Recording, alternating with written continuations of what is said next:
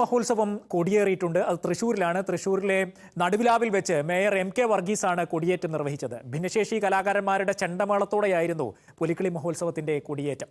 തൃശ്ശൂരിൽ നിന്ന് Sancho baby തയ്യാറാക്കിയ റിപ്പോർട്ട്.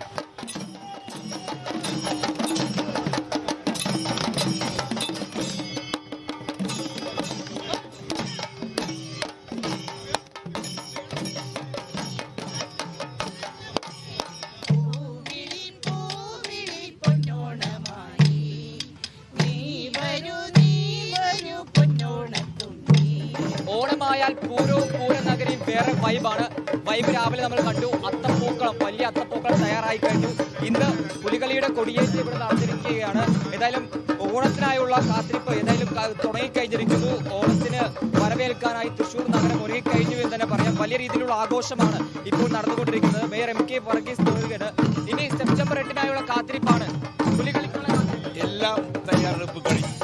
തൃശ്ശൂർ തയ്യാറായി പുലിക്കളിയുടെ വരവിനായി. ഇന്ന് ഈ കൊടി തൂറ ഉയർത്തി കഴിഞ്ഞാൽ വരുന്ന 8-ാം തീയതി, സെപ്റ്റംബർ 8-ാം തീയതി തൃശ്ശൂർ പുലികൾ കൊണ്ട് നിറയും.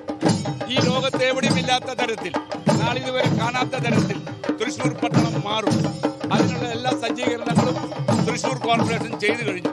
എല്ലാ അംഗീകാരങ്ങളും, എല്ലാ സഹായവും, റോഡുകൾ തയ്യാറായി, നടന്നു പോകാനുള്ള സംവിധാനം, പോലീസിന്റെ സപ്പോർട്ട് എല്ലാം തയ്യാറായി. സെപ്റ്റംബർ 8 നമുക്ക് കാണാം.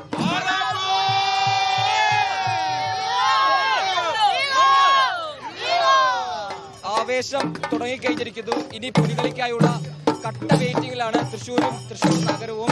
ക്യാമറമാൻ സുനിൽ കുമാറിനോടൊപ്പം സാൻജോ ബേബി, മനോരമ ന്യൂസ്, തൃശ്ശൂർ.